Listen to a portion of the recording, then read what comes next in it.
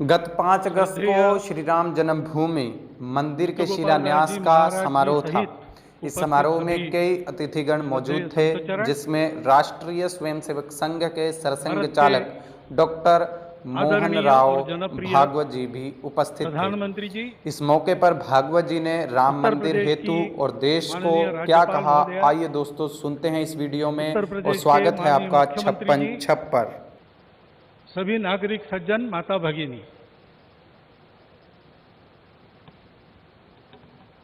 आनंद का क्षण है। बहुत प्रकार से आनंद है। एक संकल्प लिया था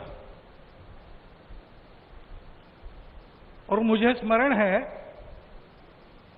कि तब के हमारे संघ के सरसंघ चालक बाला साहब देवरस जी ने ये बात हमको कदम आगे बढ़ाने के पहले याद दिलाई थी कि बहुत लग के 20-30 साल काम करना पड़ेगा, तब कभी ये काम होगा। और 20-30 साल हमने किया। 30वें साल के प्रारंभ में हमको संकल्प पूर्ति का आनंद मिल रहा है। प्रयास किए हैं जी जान से, अनेक लोगों ने बलिदान दिए हैं। अरे नहीं है, वो सूक्ष्म रूप में आज यहां उपस्थित है, प्रत्यक्ष उपस्थित हो नहीं सकते। ऐसे भी है जो है लेकिन यहां आ नहीं सकते। रथ यात्रा का नेतृत्व करने वाले अडवाणी जी आज अपने घर में बैठकर इस कार्यक्रम को देख रहे होंगे। कितने ही लोग हैं कि जो आ भी सकते हैं लेकिन बुलाए नहीं जा सकते, परिस्थिति ऐसी है। लेकिन वो भी अपनी अपनी जगह, पूरे देश में देख रहा हूं आनंद की लहर है। सदियों की आस पूरी होने की आनंद है। लेकिन सबसे बड़ा आनंद है भारत को आत्मनिर्भर बनाने के लिए जिस आत्मविश्वास की आवश्यकता थी और जिस आत्मभान की आवश्यकता थी, उसका सगुण साकार अधिष्ठान बनने का शुभारंभ आज हो रहा है। वो अधिष्ठान है आध्यात्मिक दृष्टि का। सिया राममय सब जग जानी। सारे जगत में अपने को और अपने में सारे जगत को देखने की भारत की दृष्टि, जिसके कारण उसके प्रत्येक व्यक्ति का व्यवहार आज भी विश्व में सबसे अधिक सज्जनता का व्यवहार होता है। और उस देश का सामूहिक व्यवहार सबके साथ वसुधैव कुटुंबकम का होता है। ऐसा स्वभाव और ऐसी अपने कर्तव्य का निर्वाह व्यावहारिक जगत की माया के दुविधा में से रास्ते निकालते हुए जितना हो सके सबको साथ लेकर आगे चलने का जो विधि एक बनती है, उसका अधिष्ठान आज यहां पर बन रहा है। परम वैभव संपन्न और सबका कल्याण करने वाला भारत, उसके निर्माण का शुभारंभ आज ऐसे निर्माण नेतृत्व जिनके हाथ से है, उनके हाथ से हो रहा है। ये और एक आनंद है। और इसलिए उन सब का स्मरण होता है। लगता है अशोक जी यहां रहते तो कितना अच्छा होता। महंत परमहंस रामचंद्र दास जी अगर आज हो सकते तो कितना। लेकिन जो इच्छा उसकी है वैसे होता है। लेकिन मेरा विश्वास है कि जो है वो मन से और जो नहीं है वो सूक्ष्म रूप से आज यहां उस आनंद को उठा रहे हैं, उस आनंद को शतगुणित भी कर रहे हैं। लेकिन इस आनंद में एक स्फुरण है, एक उत्साह है। हम कर सकते हैं, हमको करना है, वही करना है। एतद्देश प्रसूतस्य सकाशादग्र जन्मनाथ स्वम स्वम चरित्रम शिक्षेरन पृथ्व्याम सर्वमानव। जीवन जीने की शिक्षा देनी है। अभी ये कोरोना का दौर चल रहा है, सारा विश्व अंतर्मुख हो गया है।